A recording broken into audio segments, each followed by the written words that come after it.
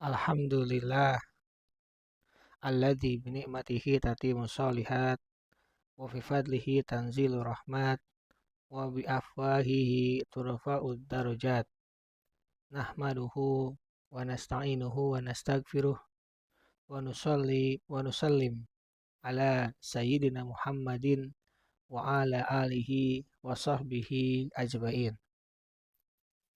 Halo teman-teman semua, selamat datang di channel Islamku. Semoga kalian semua dalam keadaan sehat, semangat, dan tetap istiqomah dalam belajar agama.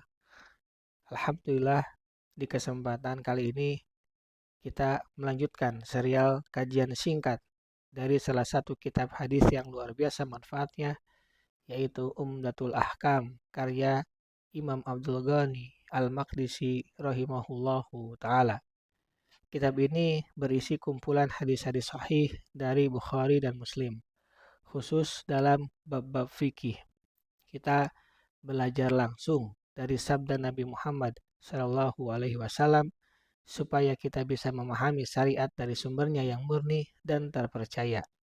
Semoga kajian ini membawa manfaat, menambah ilmu, dan menjadi jalan kita semua untuk lebih dekat dengan Allah Subhanahu wa Ta'ala. Amin. Hadis yang ke-11, bab istihabah atau cebok. An Anas bin Malikin radhiyallahu anhu. Dari Anas bin Malik, semoga Allah meridhoinya. Anna Nabiyya sallallahu alaihi wasallam kana idza dakhala khala'a.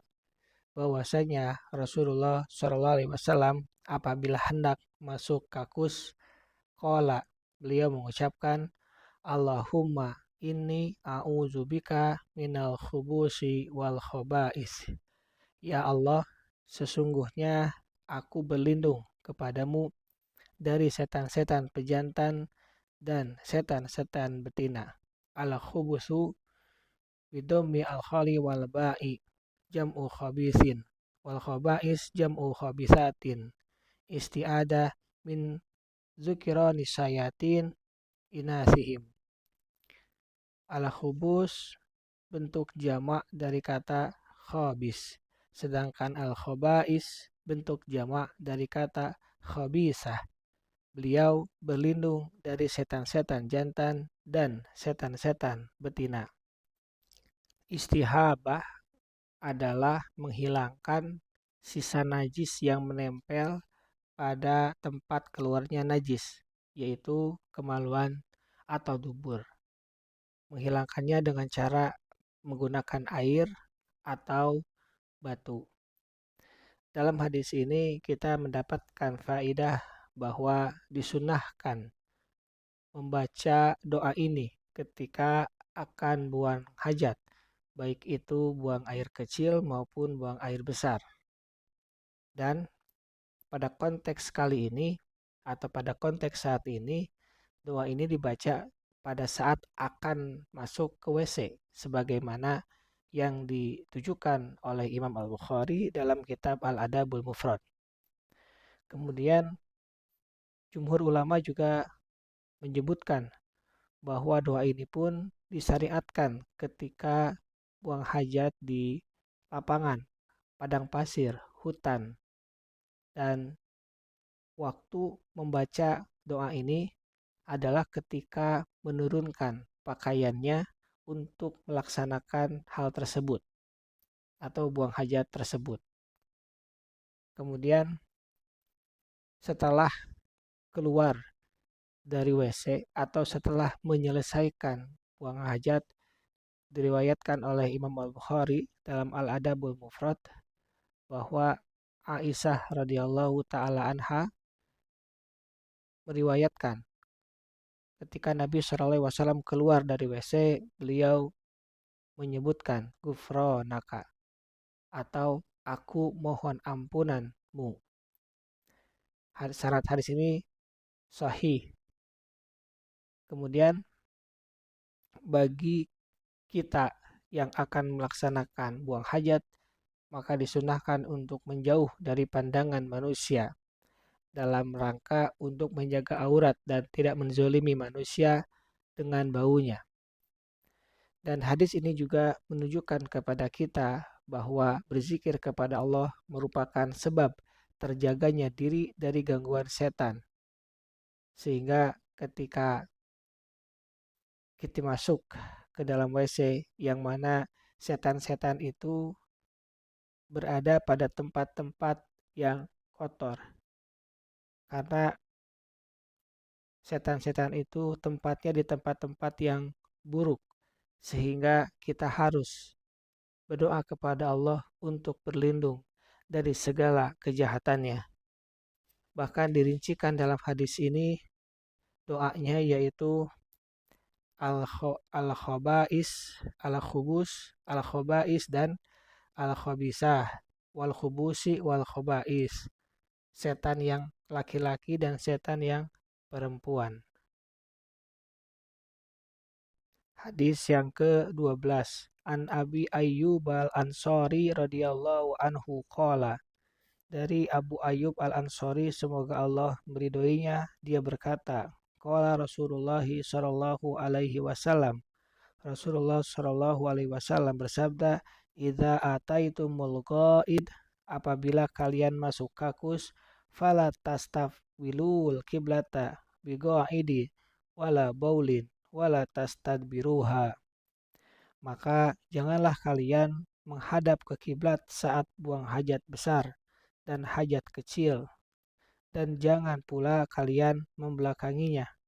Walakin sarriku au garribu, akan tetapi menghadaplah kalian ke timur atau ke barat.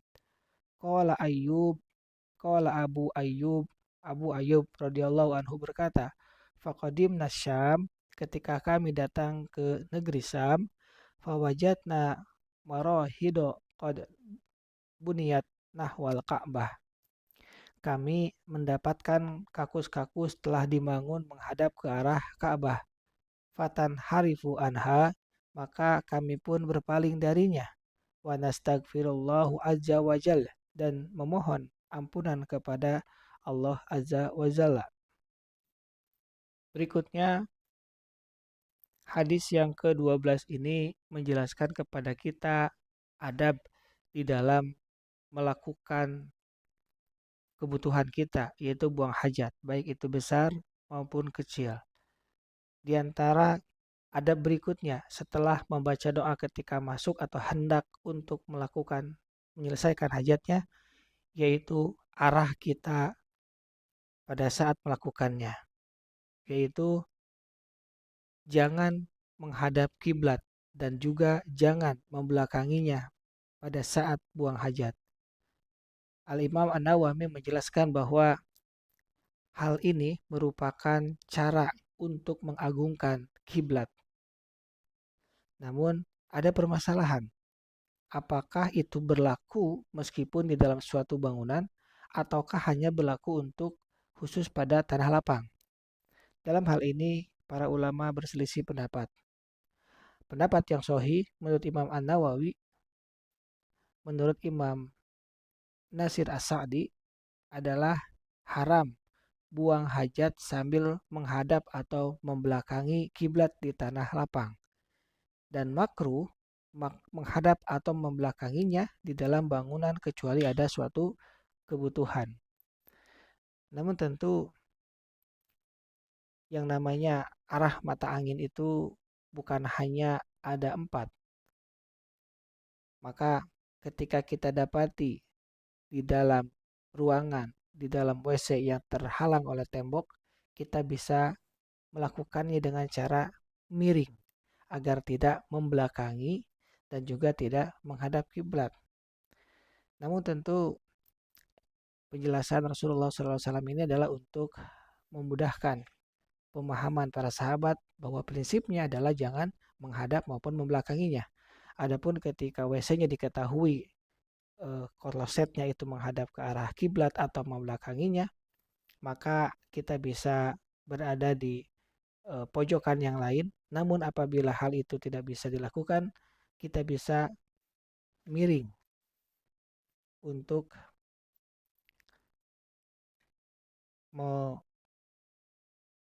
mengamalkan hadis ini.